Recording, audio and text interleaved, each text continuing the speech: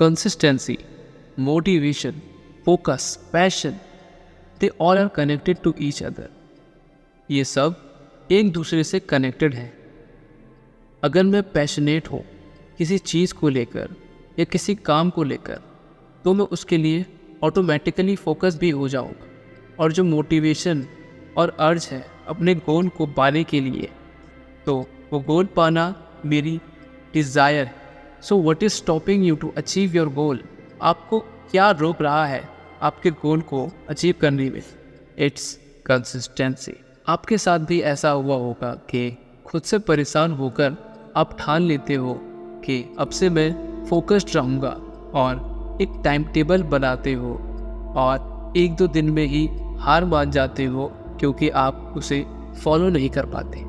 और अगर मैं कहूँ कि यहाँ गलती आपकी नहीं, आपके प्लान और टाइम टेबल एग्जीक्यूशन अप्लाई करने के तरीके में गलती है, और अगर आप उससे सुधार लें तो आप कंसिस्टेंट हो सकते हैं और अपने मन चाहे गोल को अचीव कर सकते हैं. अगर आप इस वीडियो को एंड तक और कंसिस्टेंट देखते हो तो आप ज़रूर कंसिस्टेंट बन जाओगे. So let's begin. Prepare your mind and body for consistency. हम मेंटली और फिजिकली रेडी ना होके पहले ही एक्शन लेते हैं, जिससे कि हम फेल हो जाते हैं जो काम हम करना चाहते हैं. तो हम पहले खुद को कोई काम करने से पहले रेडी करना चाहिए. Follow your mind not your heart. जब भी आपको कोई काम करना है तो मन से आवाज़ आती है कि बाद में करेंगे, और वहीं हमारे मन के किसी एक कोने से एक आवाज़ आती है कि ये काम कर ले, आगे जाके बेनिफिट ही होगा. हम जानते हुए भी कि सही क्या है और गलत क्या है, फिर भी हम गलत का साथ दें और इसी तरह कुछ हासिल नहीं कर पाते. सो कंसिस्टेंट रहने के लिए आपको दिल की 10% सुननी है और दिमाग की 90%. Second, accept consistency is very boring but beneficial in long term. Consistency invisible होती है, कंसिस्टेंसी बहुत बोरिंग होती है. Let me tell you one story. A Chinese bamboo tree. एक बार एक फार्मर चाइनीज़ बैम्बू ट्री का सीड लगाता है.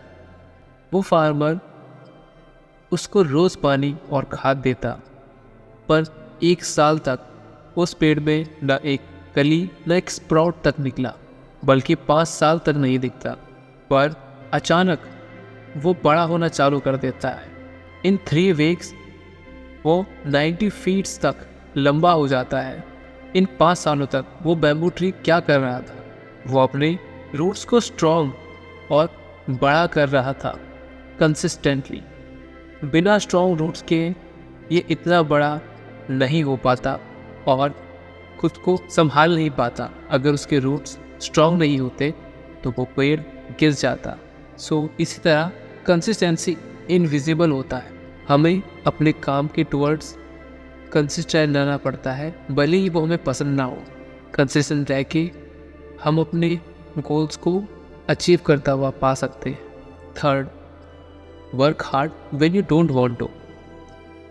क्योंकि डिसिप्लिन और कंसिस्टेंट जब नहीं होते हैं जब काम करने का मन कर रहा होता है, बल्कि जब होता है जब बिना मोटिवेशन और मन के वो काम करना अपनी आदत बना लेना कंसिस्टेंसी बन जाता है. Schedule your day according to your energy level. एक रिसर्च में पाया गया है कि हर एक कंसिस्टेंट पर्सन का एक पीक पॉइंट और कुछ लो पॉइंट ऑफ प्रोडक्टिविटी होते हैं. तो इसे ही आपको अपने आप के हिसाब से पता करना है कि आप किस वक्त एनर्जेटिक होते और कब आपका प्रोडक्टिव लेवल हाई होता है, और उसी के हिसाब से अपने दिन के कामों को ऑर्गेनाइज और जो आपके सबसे इम्पोर्टेंट काम है उसे अपने पीक आवर्स में ऐड करें. जिसमें आप कंसिस्टेंट होना चाहते हैं तब हाई इंटेंसिटी वाले टास्क, और जैसे जैसे आपकी एनर्जी डाउन होती जाती उस टाइम वो काम जो आपके लिए कम इम्पोर्टेंट है या जिसमें कम फोकस और एनर्जी लगती है. आपको एक बात याद रखनी है, आपको अपने टाइम के अकॉर्डिंग नहीं एनर्जी के हिसाब से डे को शेड्यूल और डिजाइन करना चाहिए. लोग यही गलती कर देते हैं,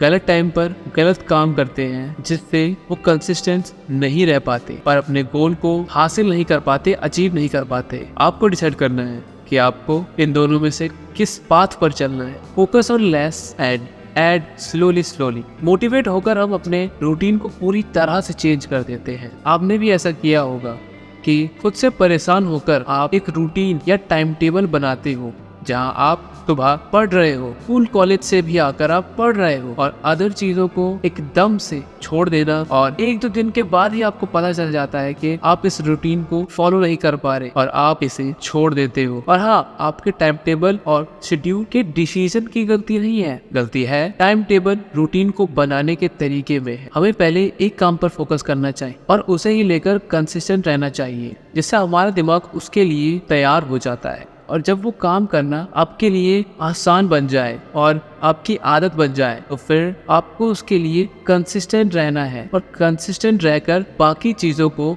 ऐड करना है। पर एक बात याद रखना, focus on less and add slowly. आपको चीज़ों को धीरे धीरे ऐड करना है, और आपको जिस भी चीज़ के लिए कंसिस्टेंट रहना है उसके लिए आपको विजुअलाइज करना है और सोचना है जो आप करना चाहते हो या पाना चाहते हो या जिसके बारे में आप कंसिस्टेंट रहना चाहते हो। The burning desire, the secret. आप कंसिस्टेंट होने में फेल क्यों होते हैं? किसी भी चीज़ को पाने के लिए एक बर्निंग डिजायर, एक पैशन होना चाहिए अपने गोल को पाने के लिए, और इसी पैशन और बर्निंग डिजायर के साथ आप अपने गोल और करियर को पा सकते हो, सक्सीड हो सकते हो। बर्निंग डिजायर एक ऐसी चीज़ है जो आपसे कुछ भी करवा सकती है।